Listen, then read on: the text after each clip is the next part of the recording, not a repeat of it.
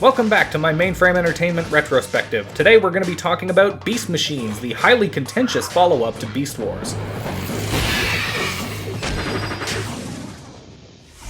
Not wanting to fall into the same trap they had with G1 Transformers by letting their audience grow tired of the brand, Hasbro made the decision to end the popular Beast Wars line after its third season, replacing it with a sequel series set entirely on the Transformers' home planet of Cybertron. Many fans weren't receptive to the new show, however, and it remains to this day one of the most controversial entries in the franchise almost 20 years later. The most controversial aspect of Beast Machines is an all-encompassing one which can be broken down into many different subtopics spanning virtually every aspect of the show. In almost no way does it resemble its predecessor Beast Wars, not in its tone, story, themes, aesthetic, or even its characters, despite a largely returning cast. Boy, am I glad to see you. While there was initially some discontent among Transformers fans when Beast Wars first premiered, most people got over it pretty quickly once it became clear that an effort was being made to connect the two shows. At the end of the day, these two series, while different in many ways, boil down to two teams of robots endlessly fighting each other in a struggle for supremacy. Beast Machines, on the other hand, is a different animal altogether. No pun intended. Focusing instead on an ideological clash of individualism versus collectivism, where our heroes make up a small resistance cell fighting with guerrilla warfare tactics, pun absolutely intended, against a totalitarian regime that starts off the series already in control of the planet. We have some catching up to do. Let's start with the Beast Wars. They are over. You lost. On the other hand, different doesn't automatically mean worse, and while I do think that Beast Machines fumbled the ball a bit as a sequel to Beast Wars, when you try your best to ignore the many connections to Beast Wars and judge Beast Machines purely on its own merits, it's actually pretty great overall, with an engaging story and a truly epic scope. The show was based on an outline written by famed comic writer Marv Wolfman under the working title of Beast Hunters. Having worked with Mainframe quite a bit on both War Planets and on Reboot, they really care more about the story than anything else. And they gave me complete freedom to do it the way I thought it should be done. And we were able to create the overview concept. It was later shaped into Beast Machines by writers Bob Skier and Marty Eisenberg, with input from Hasbro, Mainframe Entertainment, and Fox Kids. Coming this fall to Fox Kids. Fox had recently acquired distribution rights to the new show. Because of this, like the first few seasons of Reboot had been over on ABC, Beast Machines was now subject to censorship limitations by Fox, whereas Beast Wars, as a syndicated program, had been mostly free from this. For example, the word slag is no longer used as a Cybertronian swear nearly as often, and all projectile attacks are now energy beam weapons, with no more bullets to be found anywhere. Though this limitation isn't as jarring here as it was on some other cartoons where all guns had to be lasers, I'd be lying if I said I didn't miss seeing the likes of Rhinox's chain guns of doom accumulate piles of shells at his feet. A much bigger aspect of Beast Wars that I missed on Beast Machines was the show's sense of humor. I know I said in my Beast Wars Season 3 video that I wish the tone there had been a bit less comedic and a little more serious, but this sure wasn't what I had in mind. Beast Machine's story is much darker and more grim in its subject matter and tone than any previous iteration of the franchise. The characters bicker often, as they did on Beast Wars, but back then it was mostly pretty light and even played for laughs a lot of the time. I'm in a bad mood. Understand?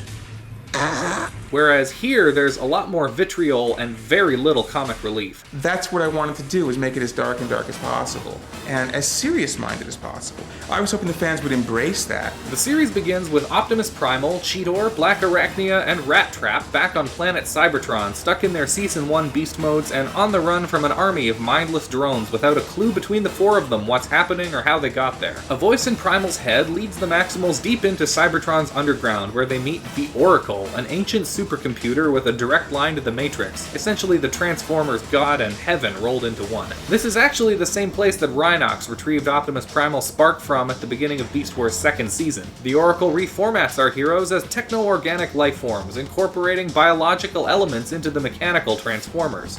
What are we? robots or animals? Both.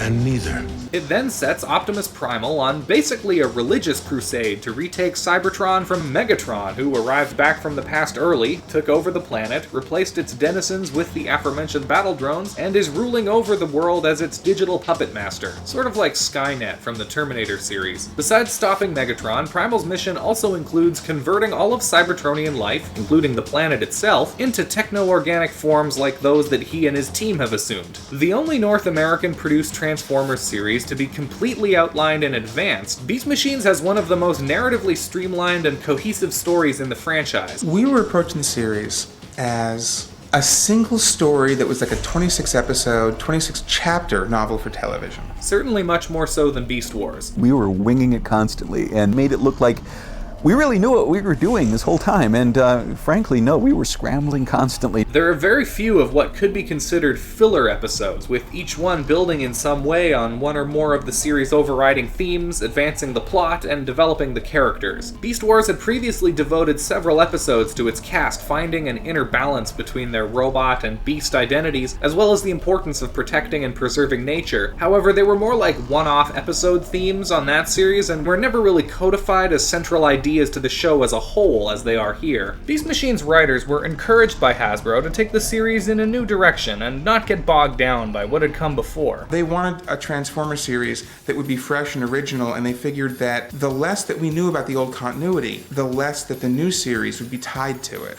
You have to keep finding a new wrinkle to it, a new approach, a new direction. If all we do is keep repeating the same episodes that we did the first time you saw a show, you're going to get bored. You may not think you will, but you will get bored with it. I do actually think this was a pretty smart move on Hasbro's part, even admitting that they may have gone too far in a few places. Despite this, Beast Machines ends up being very much a direct sequel to Beast Wars and the Transformers, not only in its plot and characters, but also in the way it develops concepts from the lore, such as the Key to Vector Sigma, which is an artifact from G1 that plays a role in Beast Machines' first season, as well as its many connections and callbacks to Beast Wars. See?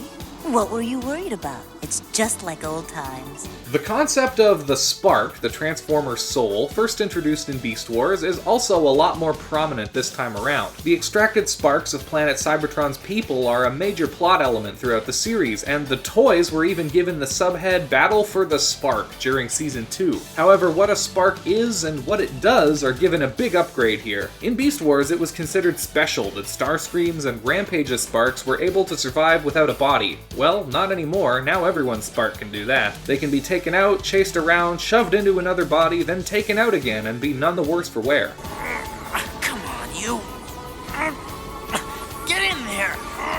Sparks also now seem to be a much more substantial representation of a Transformer's sense of self. When a spark is moved to a new body, the Transformer's entire personality and memories go with it. Puny body is this? And it's both mentioned and demonstrated several times throughout Beast Machines that Cybertronian bodies are completely disposable and replaceable. Spark A goes in shell B. I think this is definitely a valid direction for a fictional race of machines, but it's not entirely consistent with what we know about sparks from Beast Wars. Most of the time, anyway. For example, Rampage's spark was cut in half and put into a clone of Dinobot's body to give it life. While Rampage's evil nature influenced Dinobot 2 to some extent, he was still his own person for the most part, and once the Rampage half of the spark was killed, Dinobot 2 became free of that evil influence entirely. It feels at last complete. Sparks served as a life essence and had some sway over the bot's nature, but not their memories or personality, which were housed in the core consciousness and data tracks, similar to a human brain. Yeah, except for Starscream, because he's special. Oh, and also Optimus Primal that one time. Environmentalism and spirituality are Beast Machine's most prominent themes, and it's a nice idea in theory. I really love that this series is actually trying to be about something, like there's a central thesis driving its overarching story, something neither Beast Wars nor G1 had before it. I also very much appreciate that the show doesn't treat this subject matter like a black and white issue the way most movies and television do, i.e. nature good, technology bad. Nature is extremely violent. Technology is extremely useful. I don't think that you can ascribe good or evil to either one. And so to me, the villain of the piece is extremism. Now pay the price for your unyielding fanaticism. Beast Machines is all about finding a balance between nature and technology so the two can live in harmony. The problem for me is that this metaphor for environmentalism is only surface level, and it doesn't make much sense within the context of the Transformers, especially when blended with the religious aspect of the show. These new trees are but an illustration of the Cybertron yet to come. What starts in simplicity must grow in simplicity.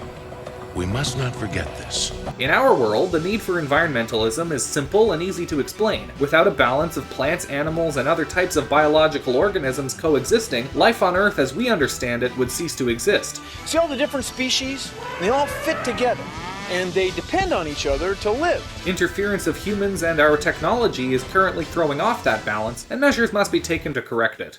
The TechnoOrganic balance between machine and the organic. Unlike on our world, however, there's no balance on Cybertron that needs fixing. It's always been depicted as a technological world with technological life, devoid of anything organic, and that seems to have been working out just fine for the past few billion years or so. Beast Machines does imply that an older organic ecosystem existed far in Cybertron's past, but whether that means the organic life evolved to become technological over time, or whether technology replaced organisms forcefully is never explained, nor is it explained why incorporating organic material back into Cybertron would be necessary to continue sustaining life on the planet in either case. So why is this something the Maximals need to do? Well, because the Oracle told them to. Okay, why did the Oracle tell them to? Because it's the will of the Matrix. I do not doubt the wisdom of the Matrix, but its visions confuse me. Why does the Matrix will that? What's wrong with Cybertron being a robotic planet? I always thought that was one of the coolest aspects of the Transformers mythos. Of course, Megatron's crusade to absorb everyone else's spark, destroying their individuality, should be opposed, but that doesn't necessarily make Primal's crusade to reformat the planet and everybody on it virtuous by default. The Matrix wills that the organics prevail! An excuse for the reformatting is technically present in that the Maximals' new techno-organic bodies are immune to this virus Megatron has unleashed on the population, but surely given time, Rattrap or someone else could have developed a counter-virus and life on the planet could simply continue as before. I mean, Megatron never had a techno-organic body. What gives him and his Viacons immunity to the virus? Once again, I appreciate the attempt at giving Beast Machines a message with real-world implications, something that the best science fiction has always had. Unfortunately, the metaphor falls flat for me since the need to preserve nature is depicted as a religious mission rather than an ecological necessity.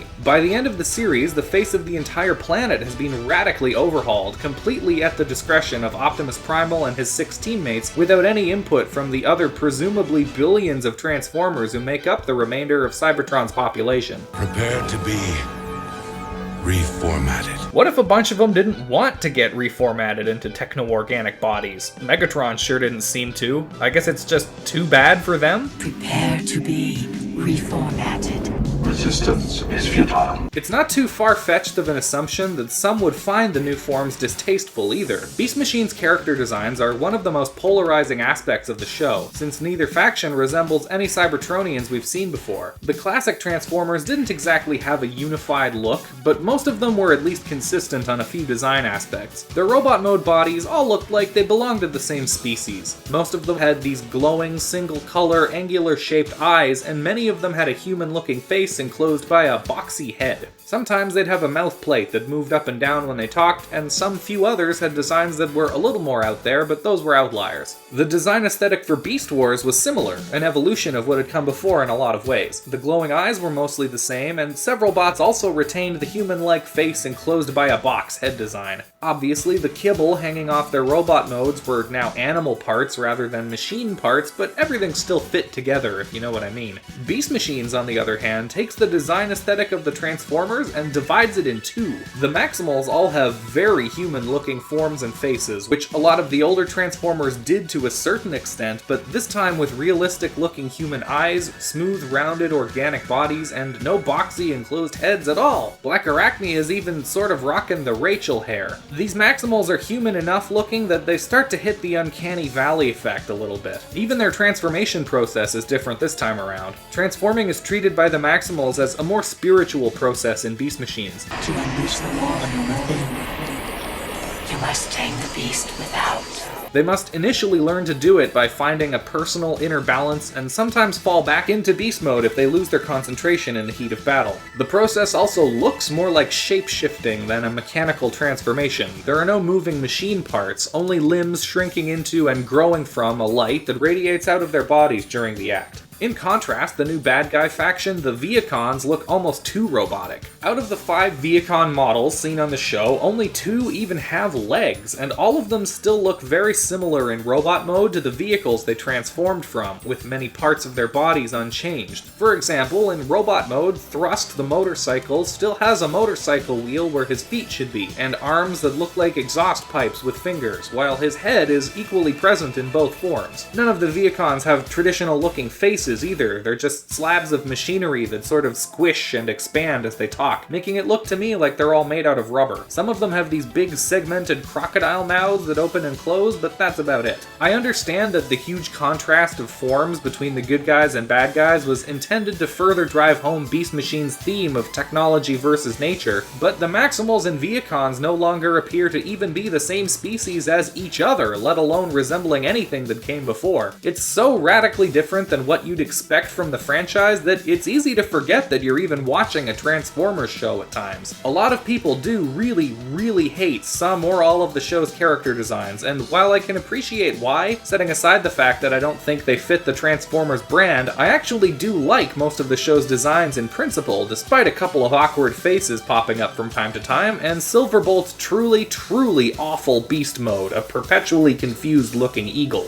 Regardless of your opinion on the character designs, one thing that can't be denied is that the animation on Beast Machines has improved by leaps and bounds over its predecessors, and still looks a heck of a lot better than the Japanese-produced 3D animation that would be used on Transformers Energon and Cybertron a few years down the line. Beast Machine's characters are extremely expressive and can convey a great range of believable emotions, even the Viacons, despite not really having faces. Also, as I mentioned in my Shadow Raiders review, by 1999, Mainframe Entertainment was beginning to develop a smoother, matte-looking, heavily stylized and high-contrast aesthetic that was put into full effect on Beast Machines. The show is absolutely gorgeous, backgrounds are much more detailed and varied than those on Beast Wars, and the series' art direction has a level of polish that's often picturesque in its use of lighting and composition. This goes a long way towards making the show feel more atmospheric than Beast Wars ever was, and it's aged a lot more gracefully as well. Also contributing to Beast Machine's atmosphere is the show's music. Composer Bob Buckley returns from Beast Wars, Shadow Raiders, and Reboot to score all the tracks in the series except for the opening theme. Beast Machine's score is mostly ambient techno in contrast to Beast Wars' brazen rock soundtrack. While I do prefer Beast Wars' soundtrack overall, it wouldn't have been an appropriate style for Beast Machines. The techno is a much better fit. You'd better get used to that chase theme though, because you're going to be hearing it multiple times in just about every episode of the series.